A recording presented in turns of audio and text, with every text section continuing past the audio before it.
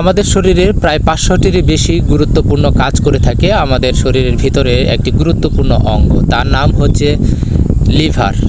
আপনি কি জানেন এই গুরুত্বপূর্ণ অঙ্গটি কত পরিশ্রম করে থাকে? সারা দিন রাত কিন্তু পরিশ্রম করে থাকে। আর এই গুরুত্বপূর্ণ অঙ্গটির যত্নের কথা কি কখনো ভেবেছেন?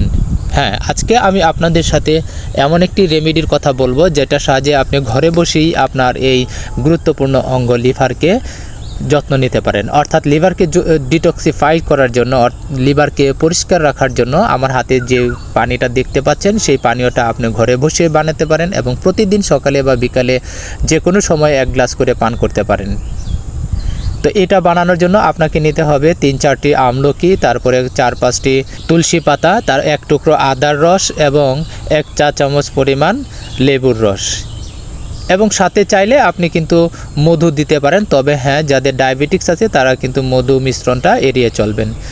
তাহলে বুঝতে পারছেন কত সহজেই আপনি আপনার এই গুরুত্বপূর্ণ অঙ্গটির যত্ন নিতে পারেন ঘরে বসেই।